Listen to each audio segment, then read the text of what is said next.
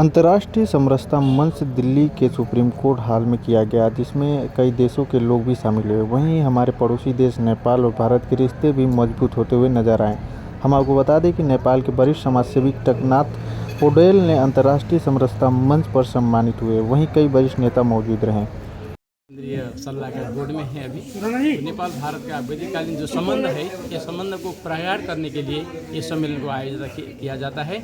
तो दिसंबर 28, 29, 30 को जो काठमांडू में होने वाला है, इसमें भव्य रूप में संपन्न करने के लिए नेपाल में हम आमंत्रित करते हैं, सब लोग को निमंत्रण करते हैं।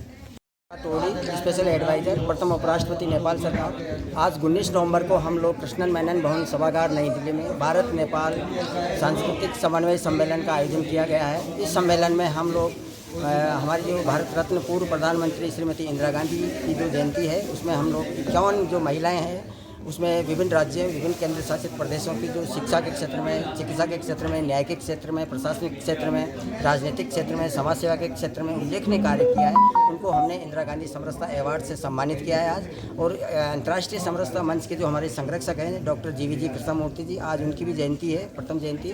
तो उनके लिए हमने 25 जो महनीय व्यक्ति हैं उनको डॉक्टर जीवीजी कृष्णमूर्ति जी अवार्ड से हमने सम्मानित किया है। आज जो सम्मेलन का हमारा उद्देश्य है वो ये है कि भारत और नेपाल की जो वैदिककालीन संस्कृति है उसका पुनरुत्थान हो, भारत पुनः वैदिककालीन जगत गुरु के आसन पर प्रतिस्थापित हो और भारत को सुरक्षा परिषद में वीटो पावर के साथ परमानेंट सीट मिले। आज हमने विभिन्न राज्य, विभिन्न केंद्र शासित प्रदेशों से जो यहाँ पे महनीय एवं प्रबुद्ध व्यक्ति आए हैं, उनको हमने G22 समरसता सांस्कृतिक समन्वय सम्मेलन जो काठमांडू नेपाल में 28 दिसंबर से 31 दिसंबर तक आयोजन किया जा रहा है अंतर्राष्ट्रीय समरसता मंच के द्वारा, उसका हमने आमंत्रण पत्र इनको हमने दिया है। उस सम्मेलन में हम लोग भारत की जो प्रतिष्ठा है, भारत की जो शक्ति है और भारत के जो पंचशील सिद्धांत है, उसको हम युवाओं तक हम लोग पहुंचाएंगे।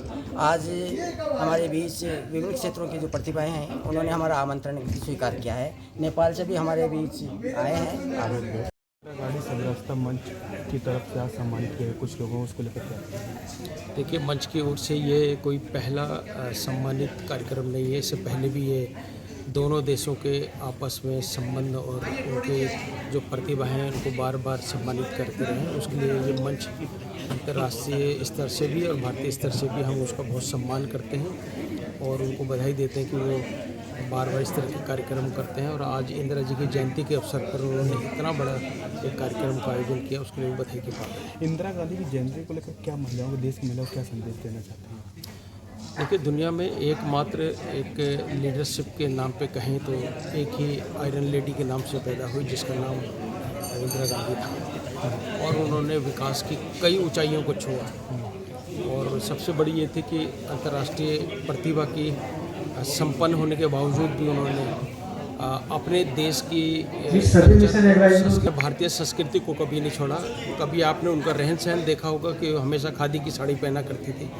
वो कोई विदेशी चश्मे और विदेशी घड़ियां और विदेशी 10-10 लाख के सूट कभी नहीं पहने उन्होंने। उनके खान पान से लेकर उन्होंने रहने के तरीके से लेकर उन्होंने भारतीयता उसके अंदर में दिखाई और उन्होंने भारतीयता की पूरा प्रचार विश्व के अंदर में किया और लोगों को दिखाया कि भारत वर्ल्ड का, दुनिया का एक ऐसा देश है जिसमें सारी संस्कृतियाँ एक साथ मिल करके हैं और एक गुलदस्ते के रूप में हैं, जहाँ हिंदू, मुस्लिम, सिख, ईसाई, जैन, पारसी सारे समूह एक साथ रहते हैं। इवन जो विदेशी धर्म है यहाँ, चाहे क्रिश्चियन हो या दूसरे यहूदी धर्म हो, उनको भी यहाँ पे पूरा तरह से सम्मान दिया जाता है। ये इंदिरा गांधी के समय पे ही संभव हो पाया था। उसके लिए हमेशा उनको याद रखा जाएगा।